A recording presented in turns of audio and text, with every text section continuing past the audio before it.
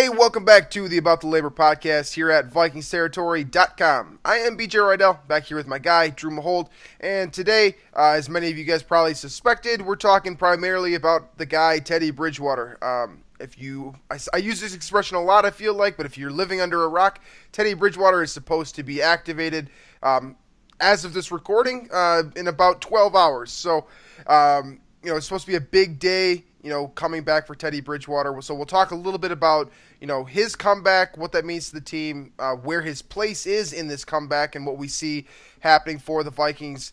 And then we also are going to talk a little bit about Twitter. If you haven't been on Twitter recently, a lot of people just got bumped up to 280, so we'll talk about the impact of that.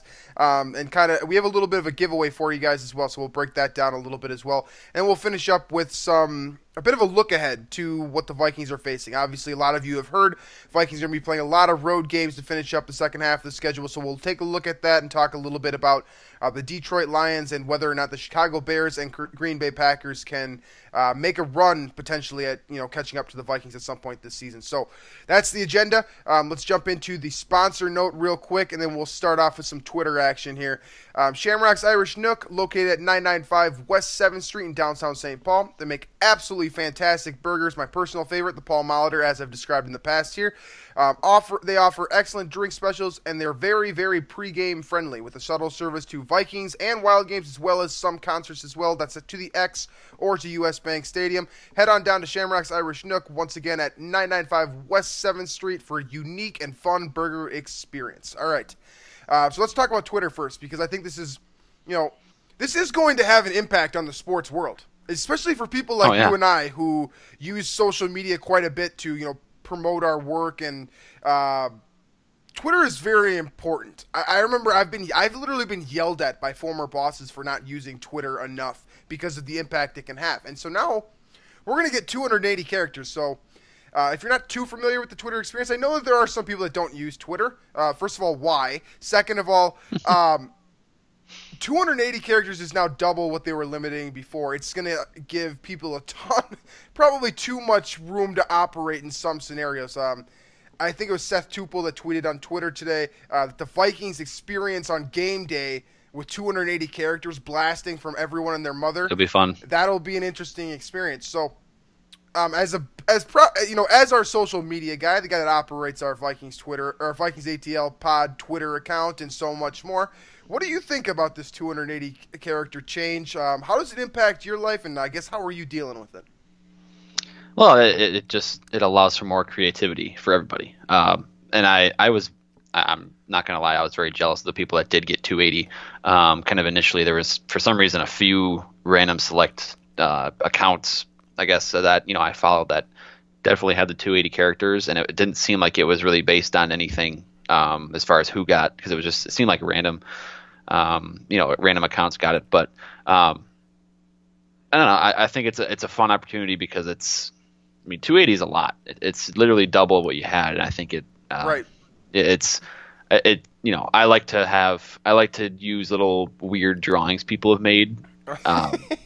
and I totally copy them and then I paste them and then I claim it as my own, which is totally wrong, but then I kind of adjust it to make it look, to make it relevant. But what we're going to do, I'm setting up a contest here for the followers and listeners of About the Labor. So it's a giveaway. The Vikings Territory t-shirt on the line. Obviously, there's a whole line of selections here on the Vikings Territory Amazon page. There is the Disgusting Act Randy Moss shirt. There is Team Gloves shirts. There is Teddy Bridgewater Purpose with the 5 instead of the S there shirts. There's all kinds of different ones to choose from, and we're going to give one away. And all you have to do to be eligible to win is you have to first give us an iTunes review. Preferably 5 stars, but we will take honest criticism if you don't like us. And then the next step would be to send us a tweet that contains 280 characters, no more, no less. On the dot. So you have to use all the characters. Doesn't really matter how you do it, but the best tweet that we feel that uses all 280 characters with an iTunes review will get a shirt by. Let's see, what should we do that by? We'll promote it for what? 2 more shows? Yeah, let's give them a week. Say November 15th is the deadline. Okay. All right. So next Okay, yep. So next Tuesday, we will then probably on the next. So the Wednesday show next week, we will announce a winner. So you have that many days to give us an iTunes review, and then send us a tweet at Vikings ATL Pod using all 280 characters in any form of fashion, however you want to do it. And the best tweet, whoever sends that tweet will get a free Vikings Territory T-shirt, courtesy of us. So keeping in mind, obviously, to some degree, some of you guys have gotten to know our personalities. We are the judges here, so you're appealing to our creativity. So keep that in mind while you are coming up with these beautiful 280 character tweets. I'm sure you guys will come up with some great stuff. But yeah, free T-shirt on the line. Keep in mind, we also have the About the Labor T-shirt. So if you want to support us and do a little bit of a double whammy there, we'd like that. Hey, that'd be cool. Yeah, that would definitely be cool. So back on the topic here of 280, because I do think this is kind of a relevant discussion because, I don't know about you, but I barely even use Google anymore. Twitter is like everything mashed into one. Whether I want to see the fan, like I have my followers set up, or my followings, I should say, set up so that I get the fan opinion, and not just like the the smart fan opinion. I also try to get the bogus fan opinion as well, and then I try to obviously get all the analyst opinions so I can kind of see where I stack up or see what they're saying versus what I think, and comparative analysis just kind of in your own head, that kind of thing. So 280 characters gives you so much more room for all of these different things, and honestly, Vikings fans may not know this, but I think that you guys get premium content across the board in Vikings territory for the amount of outstanding bloggers there are and just, sports talkers in general. This is really going to amp things up a little bit. And I think it'll be fun because I saw guys like Mike Berardino, if you follow the Twins, for example, he's been tweeting out these like blurbs of like statistics about Twins off-season stuff. And it's been fantastic because it's like little critical thinking blurbs of like interesting stats followed by a point that has a little bit more evidence. And it's just a little bit different and a little bit more information, but it's fun. I'm having fun with it. I tweeted out the Skull theme song. People seem to like that. I guess, in your eyes, where do you see how does this change social media as a whole relative to sports? Because, you've seen little examples and bits of what we might see, and we're prepared for certain things. But in your mind, is this as big of a change as I think it's going to be in your head? I think the one thing we'll notice, that everybody will be at least impacted by, is that like breaking news people like Adam Schefter, Chris Mortensen, Ian Rappaport, these guys, and obviously the local guys as well, when they break a newsworthy story, a lot of times in the old format, it would take 2 tweets sometimes to get that done, and then they'd either have to do the old reply to yourself or just simply do like the 1 out of 2 type thing. But now you can all be in one, and I think that will help as it's shared, because people, I personally don't follow Adam Schefter, which might sound weird, but anything relevant that he actually tweets that I need to know shows up on my timeline anyway. So I think that will help in that aspect. But I personally too, in the old format, when I would tweet something, I'd have like 147 characters. It'd annoy the piss out of me. So I'd have to I'd have to choose which grammatical error to make. So I was just gonna say, what the worst part about that is too, is that for someone like me who kind of expresses myself in a way that I'm grammatically correct 95% of the time because, my occupation is to be grammatically correct 100% of the time. If I screw up literally anything, and I'm not just talking about Matt Creer here because we have a good battle between each other, but there are so many people that just correct me, like the well actually crowd.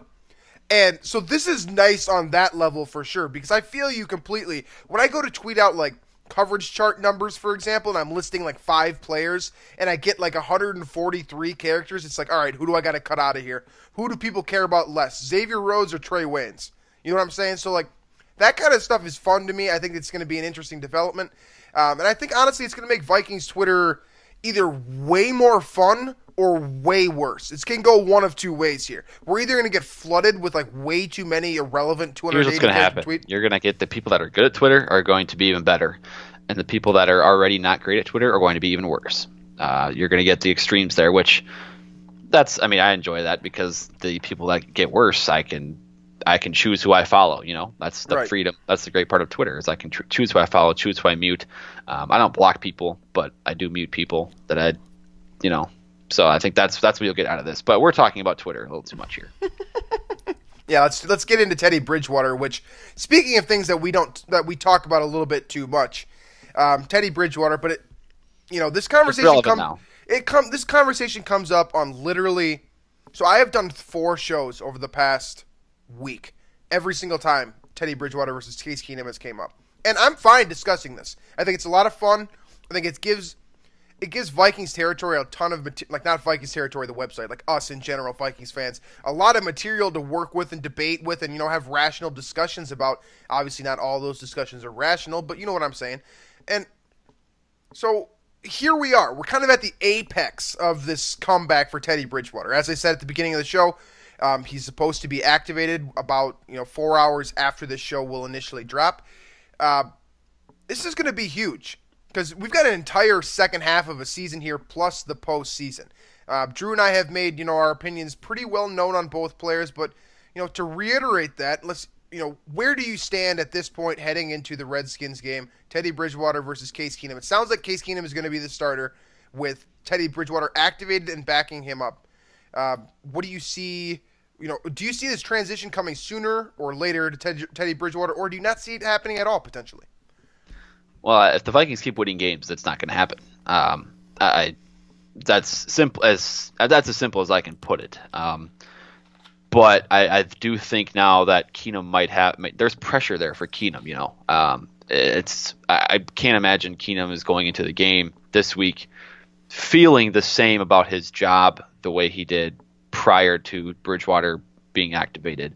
So I think that I don't know if that'll play into it or not, but I do feel like Keenum, since he's been playing in the last few weeks with the Vikings, it's been as good a job security he's had really in his career. If you think about it, he's always kind of been a fringe starter where he's either started the season as a backup and then kind of replaced a guy, and there's always kind of been that competition there, or vice versa. He's been benched. So particularly in Houston, if you remember the years in Houston, he was getting flipped and flopped all the time. It's like Matt Schaub so there's in that way, I think the pressure of Bridgewater could get to Keenum just because now he's got the competition there. And there's more incentives to perform.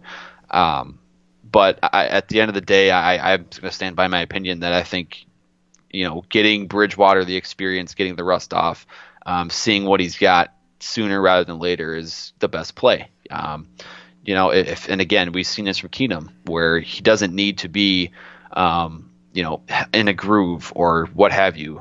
He can come in and like he did in that Bears game and perform well and get a W, amidst kind of tough circumstances. So I'm sticking with Teddy as if it's my choice. It doesn't seem like that's what the Vikings are going to do at this point, but I guess I do understand what their thought process is. Absolutely. Anytime a quarterback is winning, I understand the superstition behind sports.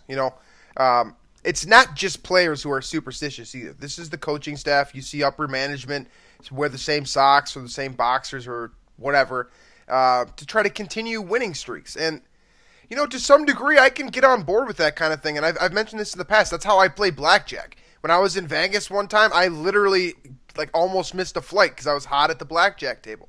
You don't get up from what's working. That's how it works. And I get that. I get that standpoint. But here's my olive branch to you guys is simply, do you believe that Case Keenum is going to win the Super Bowl for the Vikings? I guess let's put it this way. Do you think he has that ceiling? And if your answer to that question is no, then Teddy Bridgewater needs to get on the field sooner rather than later. Because even if you don't think Teddy Bridgewater is an option either, there is an unknown with Bridgewater that Case Keenum has sort of revealed himself to us over the last couple of weeks here. We know what Case Keenum is. I feel like Drew has said that, virtually every time we do a rapid reaction of one of his starts, We don't know what Teddy Bridgewater is. We think we know. We have an idea. We know what the potential was coming out of Louisville. We know what the potential was coming off of that 2015 campaign. Will he be the same guy? I don't know. But the thought But the fact that we don't know what Teddy Bridgewater is, and we do know what Case Keenum is, and in my opinion, that's a quarterback who's not good enough to even get an elite defense over the hump and win a Super Bowl. You got to get to the bet. Like you have to find a way to get a better quarterback, and the Vikings have the opportunity to literally just try Teddy Bridgewater. Just try it. If he's if he's healthy as you guys say he is, meaning you guys, meaning the Vikings, then play him. Get him out there, see what he's got, and if he sucks, if he's not up to snuff, I guess, go back to Case Keenum. That's his job. His role is to be a backup quarterback, and he has served admirably. So if the situation presents itself where he needs to come back in, I feel comfortable with Keenum. But let's find out what we got in Teddy Bridgewater. Let's find out if he is that guy that we picked in the first round. Because if he is still that player, let's say he comes back stronger like Adrian Peterson did, this Vikings team goes to an entirely different level. And I don't care who you are. I don't care if you dislike Bridgewater just because of his ethnicity. You still want the Vikings to win the Super Bowl, right?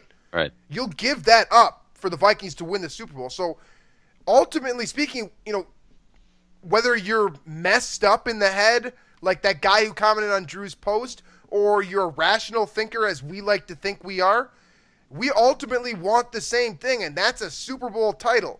And I don't think Case Keenum can get us there, and I think that there's potential that Bridgewater can. So that's why you make the switch as soon as possible while you've got 8 games, and you've got 2 games of cushion basically on Detroit. Let's get this guy prepped and ready to go for the Thanksgiving game, huh?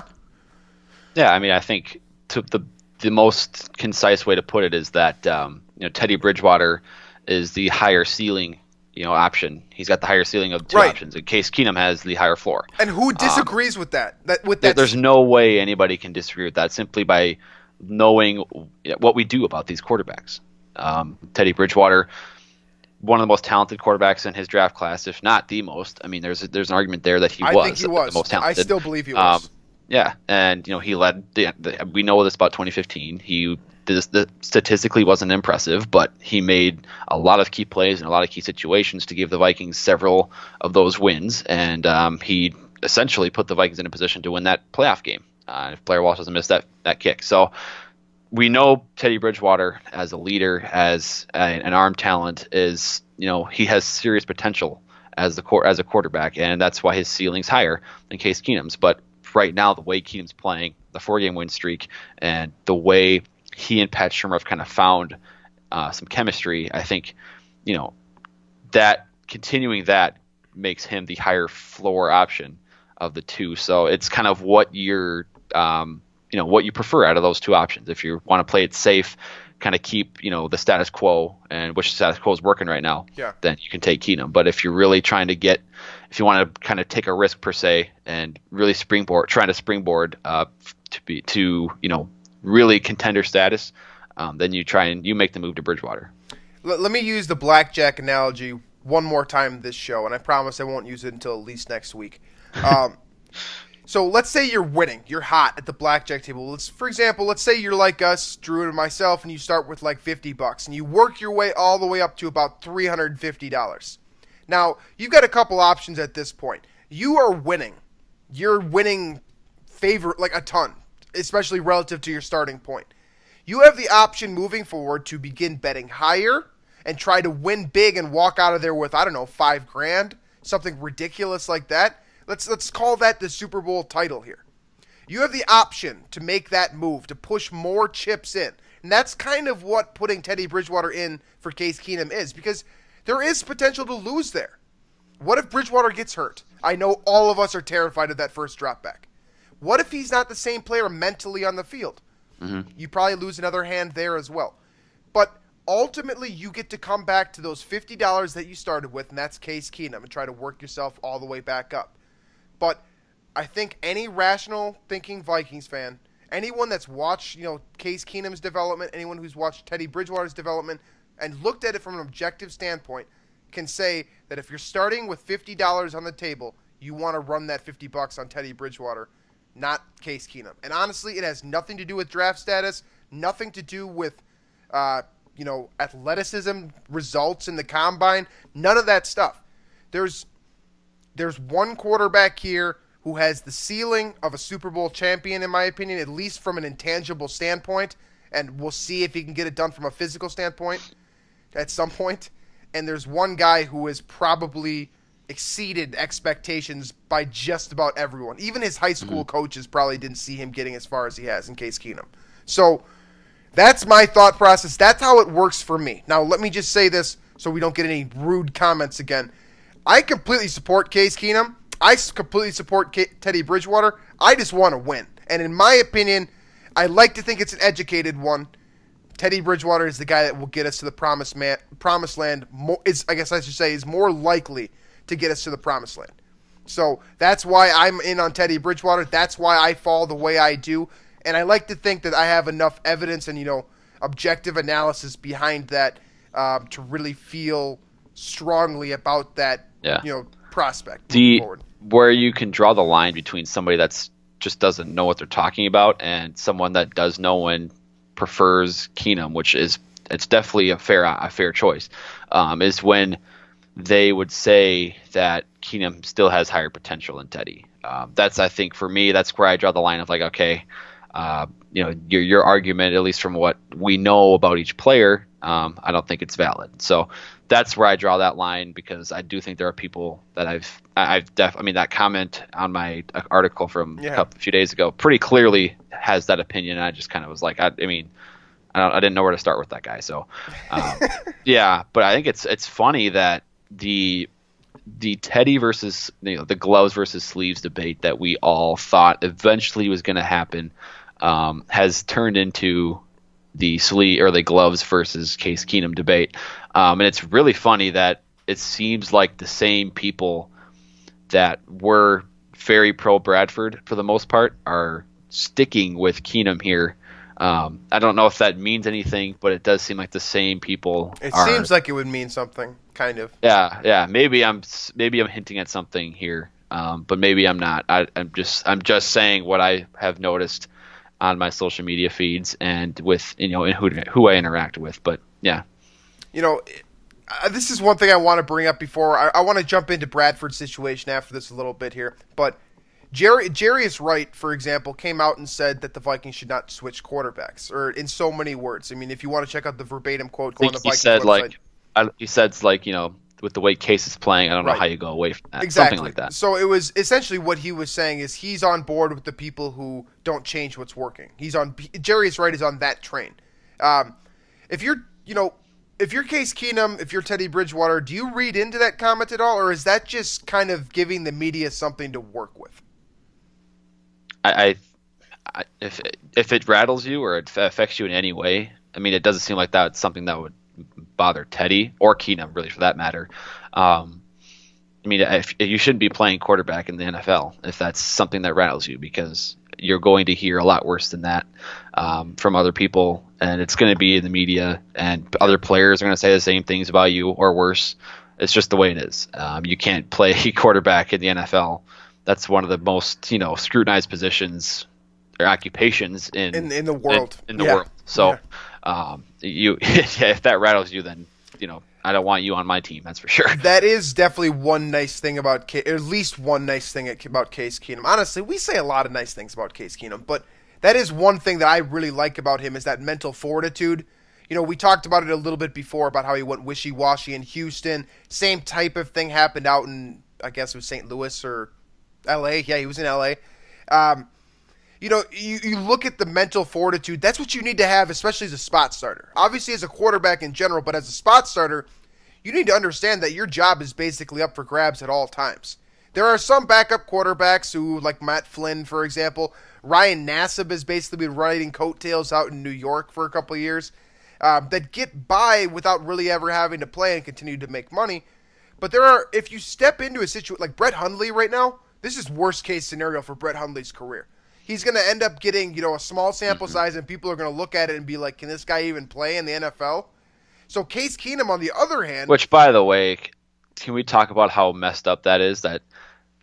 One was Hundley, 2014? He was a draft pick. And he was groomed for this exact situation to come in case Rodgers got hurt. Yeah. And he's this bad.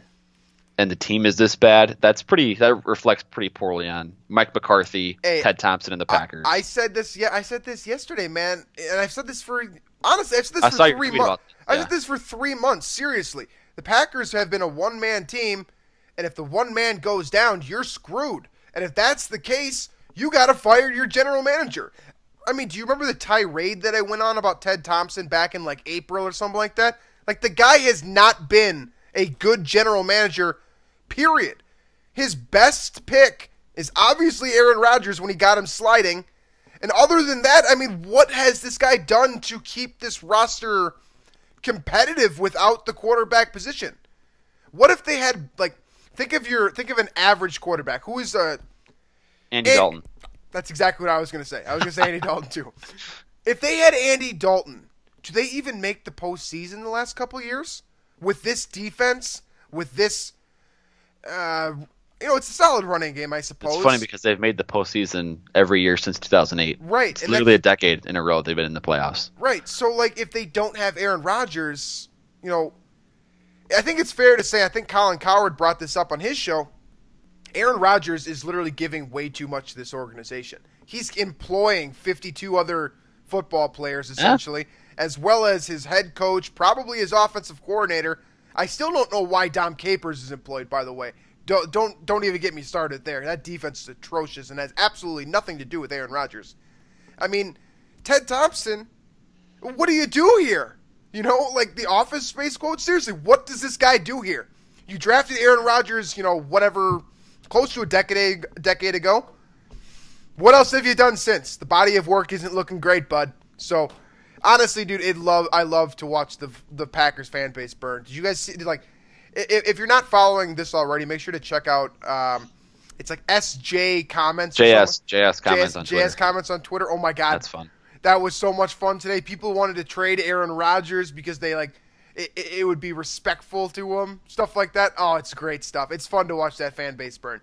But before we jump into the looking ahead thing, I want to talk a little bit about Sam Bradford because we have talked about, we talked about after the Chicago Bears game that this might be the end of his career, or at least with the Minnesota Vikings. Now it sounds like he's going to be sent to IR, sort of as we suggested might be the case. No pun intended. Yeah, no pun intended. What do you think about Sam Bradford's future moving forward? Like, I'm not just talking about Sam Bradford the Viking. I'm talking about Sam Bradford the quarterback. Do you see Sam Bradford the human? Yeah, the human. Yeah. Yeah. I mean, how is his life going to be after football? We don't. It sounds like Tuesday. He had his knee scoped by James Andrews, and to clean it out or whatever. I mean, I'm not a medical expert by any stretch of the imagination, but I would assume to kind of get a better diagnosis of what actually the problem is.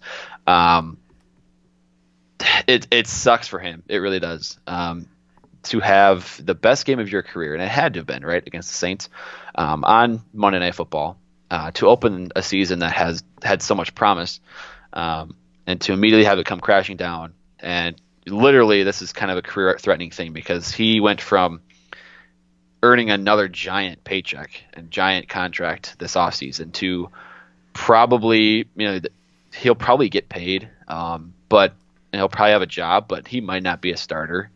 And if he is, it'll be on a team that lacks talent probably around him. It's very detrimental for what about like Cleveland his career. Like, what if he had, like, how? That's the thing. That's what I'm saying. If he is a starter on a team, it's going to be on a team like a Cleveland, like maybe not a San Francisco. I was thinking Arizona a little bit too because they got those aging veterans, and now Carson Palmer's on the shelf. Adrian Peterson, they can reunite. I'm just that would be something to watch. But I'm just thinking, like, you look at Sam Bradford's, what the outlook is moving forward. I don't think there's a chance he comes back to Minnesota. Because, especially if he goes on IR, because why would he come back to Minnesota? Seriously, give me a good reason why he would want, like, from his standpoint, from his financial standpoint. I mean, the thing that does make it somewhat possible is just the relationship with Pat Shurmur. And if they're, I mean, because Case Keenum is not on contract after this year, Teddy Bridgewater is not on contract after this year, so if they can work out something that's, obviously the Vikings are good at building team-friendly deals, but Bradford is not a $20-something million player right anymore. He's going to be a high reward, one of those high risk, high reward options for whoever he signs with. If the Vikings feel like taking that risk, it could pay huge dividends if he does miraculously stay healthy. That could be something that, and again, that would be if, for whatever reason, would be the best spot for him. The best spot for Sam Bradford to land, Jacksonville Jaguars.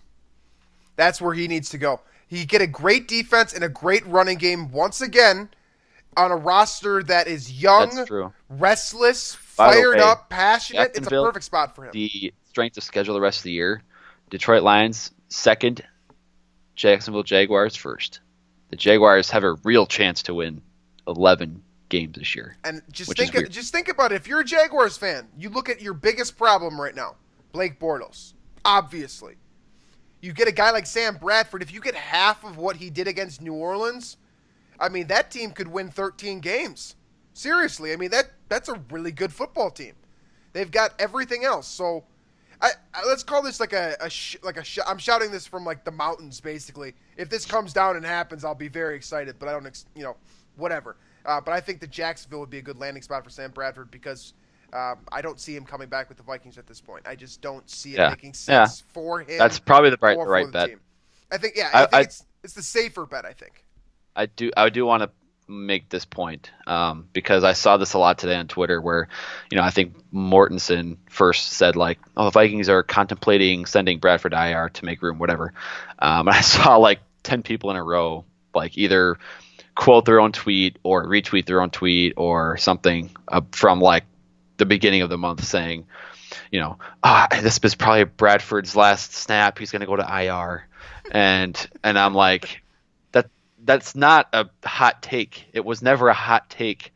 You're not some genius because you said this, we all saw Bradford in that Bears game. He was, it was like a 74-year-old man who had like 4 new knees in him. And it was like, we all saw how awful it was and how gingerly he was moving and how, like, even when he did take a sack, he was trying not to go down in a way that would be like with any force. And so it's like, you can't watch that game and then say something like, oh, he's going to go to IR after this, and then be boastful about it actually happening. It's a very normal thing to be right about. Like, it's like, oh, it's going to be sunny tomorrow. Oh, well, I better retweet that tomorrow when the sun comes up. Like, God. I did give myself points for guessing that Bradford was going to go on IR in order to get Bridgewater back on the roster. I do give myself bonus points for that, but I do agree. It was very obvious. So, I mean, it's like, I feel like it was at the time, it was more likely that he would go on IR than not. Yeah, I think I completely agree. With Bridgewater's return imminent, like, yes. I don't know. Yeah, it is what it is. It sounds like we're finally going to get an end to this quarterback carousel debate, whatever the hell this is, at some point sooner rather than later. And when that does happen, it seems like this Vikings team will be set up for success moving forward. So let's take a look at these 8 games real quick. And since, I want to kind of give a blurb about each of these games here, get a win-loss prediction, and then we'll finish up with the biggest, threats to the Vikings biggest threats to the Vikings making the playoffs this year. We'll talk about that a little bit after we finish up here. So let's start with this Washington game. Obviously, this is something we're going to be talking about a lot on Friday, so I really don't want to spend too much time here. Do you see this as a win or a loss for the Vikings, simply put? I see loss, and it's just after a bye week, it just seems like the past has not favored the Vikings after a bye in the past few years, and going on the road against a team that did just beat Seattle at Seattle, I can't buy in to that right now. And again, I do think that to some degree, and I'm probably reaching for this, but I don't know if I am, that the noise of Teddy Bridgewater backing up Case Keenum will affect Keenum in some way. And I do think we'll get, we'll get Case Keenum like we always do, but I think there will be some effects of that, I think, and it will play out, and it will be, I think the Vikings will finish with less than that 20-point mark. Because Washington's defense is not that bad. So right. I do think that 20-point plateau will be difficult to reach this week. So I'm going to pick the Redskins this week. But moving forward, I'm just going to kind of point to Detroit as the most important game. I mean, Detroit's schedule, I think we should probably mention that. Their schedule, the remaining 8 games I have are impossibly easy. I'm going to look it up here quick so I know what I'm looking at. But let's see.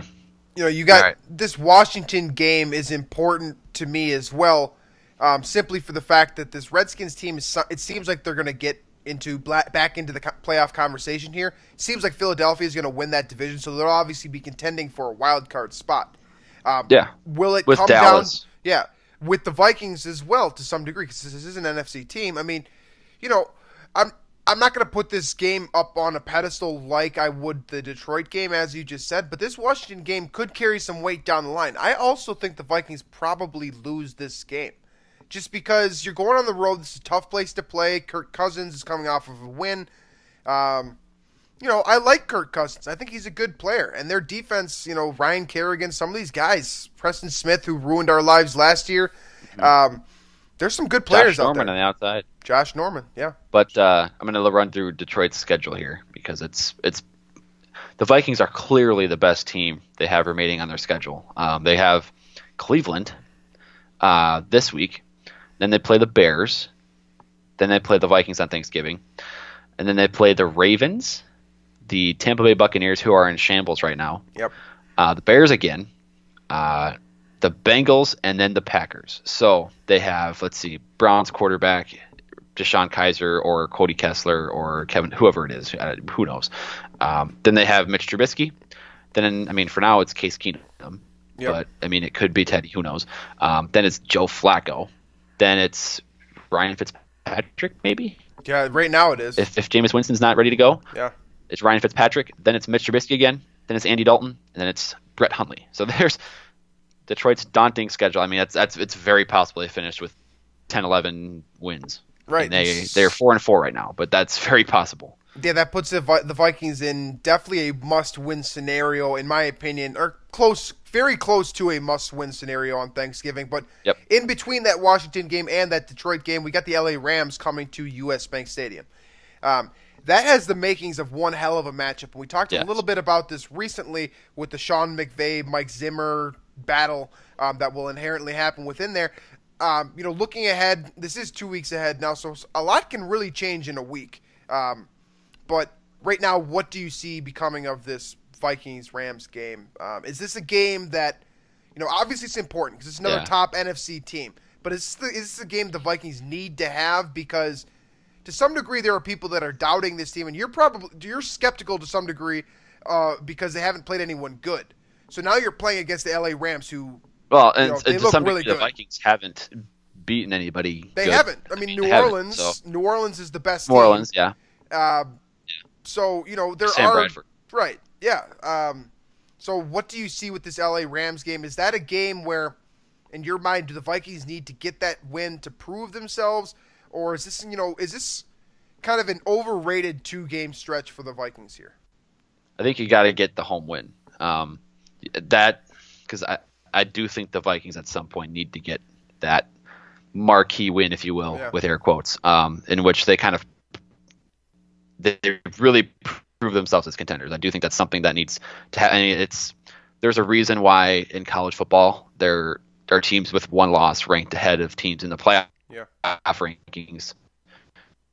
Like Wisconsin, they're number 8 right now, and they're undefeated in a Power 5 conference. It's because their strength of schedule is so weak, and they need to prove themselves by going undefeated and winning the Big Ten championship. Yada yada yada. And the Vikings, frankly, haven't beaten anybody that impressive since that Saints game. We didn't at the time. We didn't think it was very impressive, given that we didn't think the Saints would be a 10-win team or anything. So that Rams game presents that opportunity to get that marquee win against a team that has surprised everybody. That offense is suddenly elite, almost. If they probably are elite. And I do love that it's at home because I think that really gives the Vikings an edge. They're the much better team at home. And I do think that the Vikings will match up pretty well with that offense, I feel like. Obviously, they've stopped the run really well this year, and I do think they have an answer for those receivers, Sammy Watkins out there.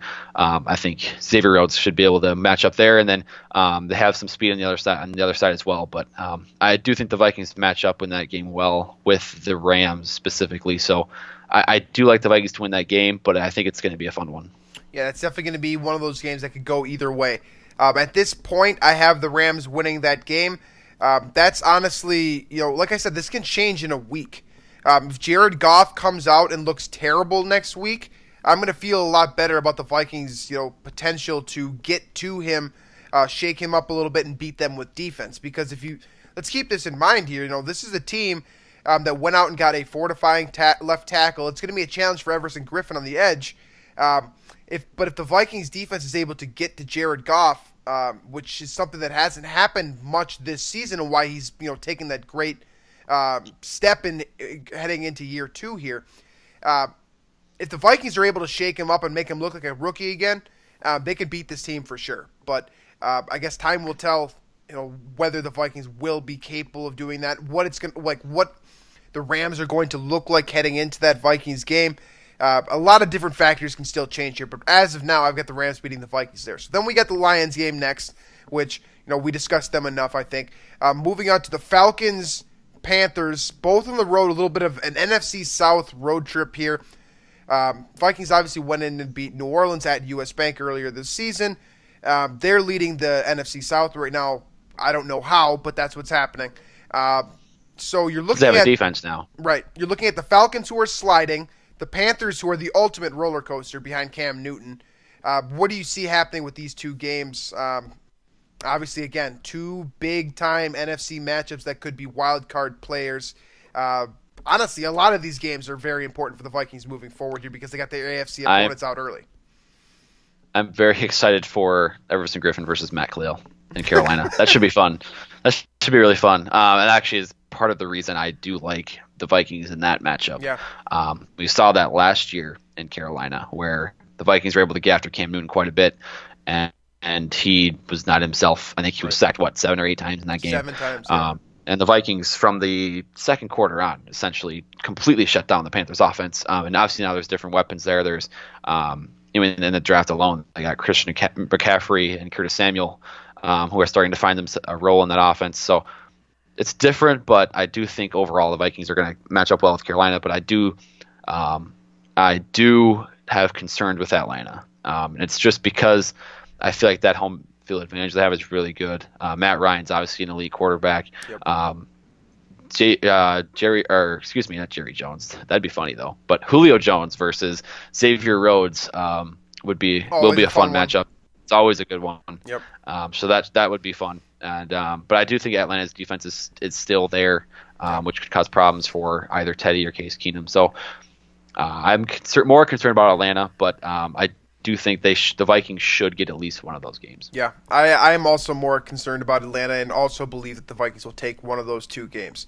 What's the rule, that most coaches preach? Win at home and then play 500 football on the road, and that's going to get you to 12-4 and probably a first-round bye. That's, generally speaking, that's the best way to win the Super Bowl right there. Go 12-4, get a first-round bye, get a couple home playoff games. Playoff games, then that's how you win. So I think the Vikings are more than capable of doing that, especially in these 2 matchups, because these 2 teams have been so up and down. Atlanta can look like world beaters, or they can look like, whatever is underneath the 50 feet of crap that Brad Pitt talks about in Moneyball. So, we don't really know what team is going to show up, and to some degree that favors the Vikings because we don't really know what Case Keenum is going to show up, assuming that he is still playing at that point.